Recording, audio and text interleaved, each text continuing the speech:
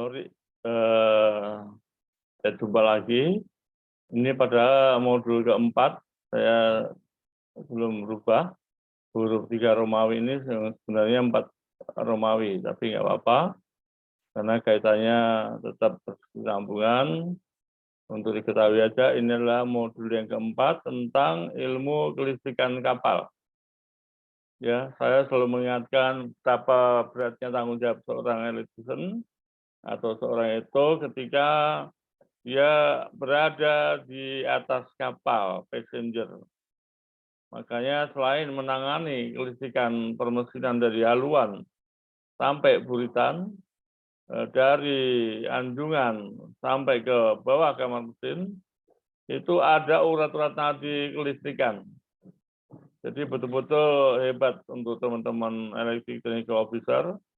Ya, tapi semuanya itu ada di bawah organisasi engine department, atau dalam hal ini diketuai oleh kepala kamar mesin yang biasa dipanggil chief engineer. Jadi hebat itu kalau terjadi koordinasi atau teamwork yang bagus. Tanpa teamwork yang bagus tidak ada satu orang pun yang mampu untuk menyelesaikan pekerjaan di atas kapal. Ya, kami sapa juga semua teman-teman dimanapun berada di dunia kemaritiman. Kita akan bahas tentang ilmu kelistrikan. Juga bagi teman-teman yang sedang belajar atau belum mendapat kesempatan belajar, tidak ada salahnya mengenal ilmu kelistrikan. Ya, mulai dari anak buah kapal, ya, entah klasin, entah pelayan, entah wiper atau naik lagi oiler dan seterusnya. Tidak ada salahnya ilmu pengetahuan apapun, karena listrik itu juga ada di dalam rumah tangga. Ya. Selamat pagi, selamat siang, selamat sore, selamat malam dimanapun teman-teman berada, yang sangat kami banggakan. Ya, kami ucapkan Assalamualaikum warahmatullahi wabarakatuh. Salam sehat, sukses, sejahtera. Mari kita bersama-sama mengkaji ilmu listrik ini untuk mencegah atau mengurangi kecelakaan yang terjadi di atas kapal. Baik, rupanya ini masih belum berubah. C3, control room. Sudah kami uraikan lagi, ya. Ini bermacam-macam model control room kita. Ya, bedah buku untuk teknik kelistrikan kapal dengan Anda sangat berarti, ya, dukungan Anda. Silakan sebelum lebih lanjut tekan tombol subscribe agar pada waktu kami upload buku baru dapat informasi yang baru, ya. Tanda like dan share perlu kami tunggu. Dukungan Anda sangat berarti. Ya, ini selalu saya tampilkan bahwa urutan yang bertanggung jawab tentang kapal arus laut, mulai dari pemilik kapal, biro klasifikasi, kepala otoritas pelabuhan atau usaha bandar, pemilik muatan dan keakhiratan, dan kemudian nakoda. Ini sudah cukup banyak yang dibahas. Saya lanjutkan aja.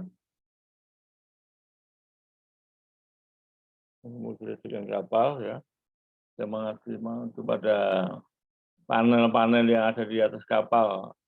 Kapal ini bobot matinya 48.000 horsepower, 48.000 deadweight, yang mesinnya 14.000 horsepower, dan tentu masih banyak instalasi yang diperlukan untuk kelistrikan.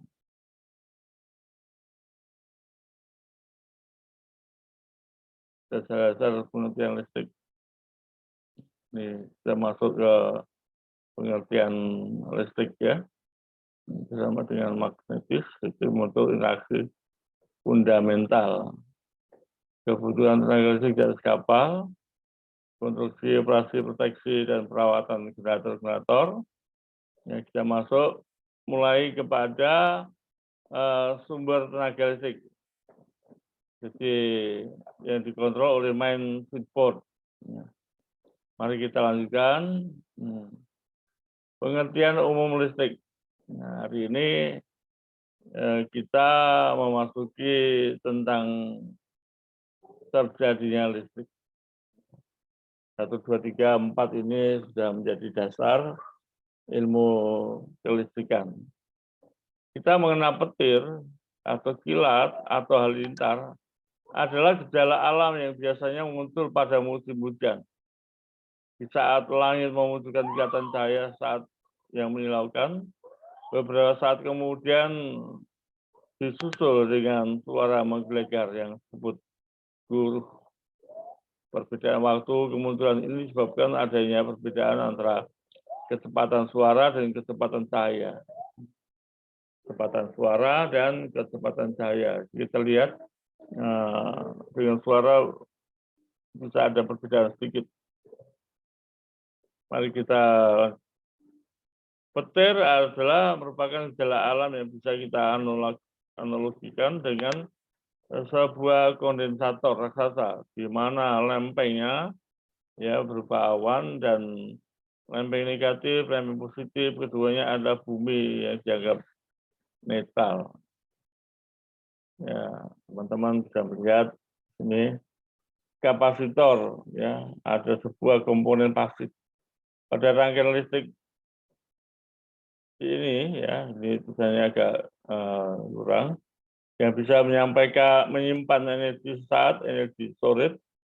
Petir juga dapat bisa terjadi dari awan ke awan atau interclouds, di mana salah satu awan bermuatan negatif dan awan lain yang bermuatan positif.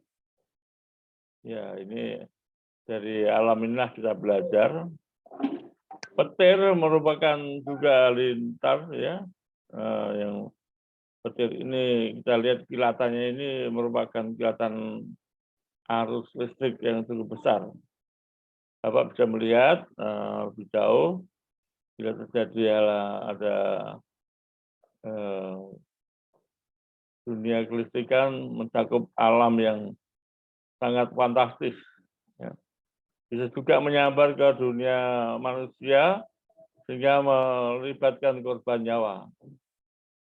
Petir terjadi karena ada perbedaan potensial antara awan dan bumi atau dengan awan lainnya. Nah, proses ini terjadinya muatan pada awan karena diam yang bergerak, ya, ada yang diam, ada yang bergerak terus-menerus secara teratur dan seterusnya. Teman-teman bisa membaca lebih lanjut, ya. Tulisannya gede, ada kepotong. Pada proses pembuangan muatan ini, media yang dilalui adalah elektron ke dalam udara. Pada saat elektron mampu menembus ambang batas isolasi udara, inilah terjadi ledakan suara yang disebut petir, ya. Petir lebih sering terjadi pada musim hujan. Ini huruf gede. Kita juga mengenal medan magnet dan medan listrik, ya. Medan magnet dalam ilmu fisika adalah suatu medan yang dibentuk dengan menggerakkan muatan listrik dan seterusnya. Sedangkan medan magnet adalah medan vektor, yaitu berhubungan dengan setiap titik dalam ruang vektor yang dapat berubah menurut waktu. Inilah kira-kira medan magnet, ya. Kita bahas, Bapak-bapak bisa melihat ada arus yang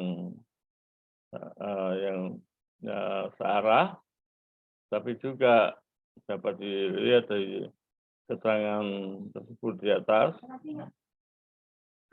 Sifat medan magnet hasil kerja Maxwell telah banyak menyatukan listrik statis dengan kemagnetan dan seterusnya. Einstein lah yang berhasil menunjukkan dengan relativitas khusus, ya, bahwa medan listrik dan medan magnet adalah dua aspek dari hal yang sama. Ya, tentu ini mulai pembuktian banyak sekali dan seterusnya. cukup unik ya. Medan listrik adalah efek yang ditimbulkan oleh keberadaan muatan listrik seperti elektron, ion, atau proton dalam ruangan yang ada di sekitarnya. Medan listrik juga memiliki satuan NC, Newton Coulomb. Nah, bukan NC non konfirmatif, tapi Newton Coulomb atau dibaca Newton Coulomb. Medan listrik umumnya dipelajari dalam bidang fisika dan bidang-bidang terkait, dan secara tak langsung juga di bidang elektron telah memanfaatkan medan listrik.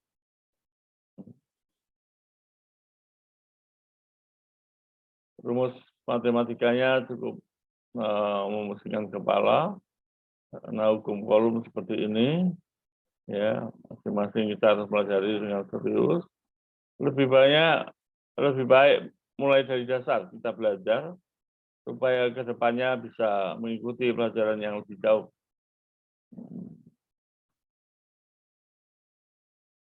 Ini konstanta ya, K, konstanta K, artinya dalam rumus listrik sering ditemui kata konstanta K sebagai ganti di mana konstanta bernilai sama dengan 1/4 Pi E0 atau kurang lebih 8,99 kali 10⁻⁹. Tanda muatan listriknya seperti ini. Muatan listrik dapat bernilai ya, bernilai negatif atau nol. Nah, tidak terdapat muatan atau jumlah satuan muatan listrik dan negatif yang sama dan negatif ya, dan seterusnya. Pada setiap titik di sekitar sebuah atau beberapa buah muatan dihitung medan listriknya dan digambarkan vektor-vektornya. Ini kita nggak bahas di sini. Teorinya seperti inilah. Muatan positifnya akan menyebabkan garis-garis medan listrik berarah atau searah daripadanya menuju keluar. Tadi sudah digambarkan di atas. Muatan negatifnya akan menyebabkan garis-garis medan listrik berarah menuju masuk padanya. Nah, ini yang negatif. Sedangkan muatan nol tidak menyebabkan adanya garis-garis medan listrik. Gradien potensialnya bisa dilihat dalam rumus. Distribusi muatan listrik, medan listrik tidak perlu hanya ditimbulkan oleh satu muatan listrik, melainkan dapat pula ditimbulkan oleh lebih dari satu muatan listrik. Ya. Bahkan oleh distribusi muatan listrik, baik yang diskrit maupun kontinu. Contoh-contoh distribusinya muatan listrik seperti misal kumpulan titik-titik muatan, kawat panjang lurus berhingga dan tak terhingga. Nah, lingkaran kawat, plat lebar, berhingga atau tak terhingga, cakram tipis dan cincin, bentuk-bentuk lainnya. Kumpulan titik muatan listrik, titik muatan yang tersebar dan berjumlah tidak terlalu banyak, medan listriknya pada suatu titik dan bukan pada salah satu titik muatan dapat dihitung dan seterusnya. Terkait vektor-vektor medan listrik ini memang agak rumit bagi teman-teman yang baru belajar ilmu listrik. Ya, kita lihat terapan-terapannya saja. Terapannya kepada terapan yang di atas kapal. Tetapi bagi tingkat 2 paling tidak sudah mengenal kata-kata vektor-vektor medan ya. Untuk kelas 543 itu pengenalan-pengenalan saja bahwa listrik itu merupakan ilmu pasti yang harus dipelajari. Dipelajari untuk mengarah kepada potensial-potensialnya seberapa yang kita perlukan. Dasar-dasar sumber arus listrik adalah tadi ya, fundamental alternating current, pembangkit tenaga listrik di kapal, umumnya digerakkan oleh mesin penggerak dari mesin diesel, turbin uap, turbin gas, dan seterusnya. Di kapal, pusat tenaga listriknya atau umumnya disebut pesawat bantu listrik, auxiliary engine ya, atau AE atau diesel engine generator, ya, DG, dan seterusnya. Ini kita bahas di tempat-tempat bantu nanti ya. Instalasi energi primer. Ya, teman-teman bisa melihat instalasi mesin penggerak generator, instalasi pendingin. Ini cukup melihat kepentingan dari instalasi tersebut, yaitu instalasi bahan bakar minyak atau instalasi gas, dan yang dipergunakan mulai dari penerimaan dari kartu pertama di atas geladak utama kapal sampai ke atau main deck manifold sampai ke kamar permesinan dan seterusnya. Saya lompati aja. Oh, ternyata masih banyak ya instalasi listrik, yaitu instalasi yang secara garis besar terdiri dari instalasi tegangan tinggi, yaitu instalasi yang pertama menyalurkan energi listrik yang dibangkitkan dari generator. Jadi generator itu digerakkan oleh diesel engine atau turbin, kemudian dia mengeluarkan RST ya, instalasi tegangan tinggi. RST ini dialirkan ke main support. Instalasi tegangan rendah, yaitu instalasi alat-alat bantu dan instalasi penerangan lampu-lampu di sebuah ruangan kapal. Ini termasuk pompa-pompa dan lain-lainnya ya. Itu yang untuk tegangan rendah sih tidak ya, cukup lumayan juga. Tapi masuk bagiannya untuk alat-alat yang cukup rendah ya. Instalasi arus searah dan seterusnya. Ini untuk arus searah, ya, baterai dan sebagainya. Sebagainya rupanya macam-macam. Baik, ini experience belum dihapus ya. Nah, 3 experience ini masih jadi pertanyaan karena ini sebenarnya sudah harus dihapus. Kemudian 3 almater ini tetap saya cantumkan selalu karena dari 3 lembaga diklat itulah saya belajar ilmu Islam mesin maupun listrik. Teman-teman, ya saya singkat, saya masih mempelajari ilmu kelistrikan yang kelima dan keempat, kelima dan seterusnya, diharapkan sampai 10, mungkin bisa lebih. Mari kita berpikir benar.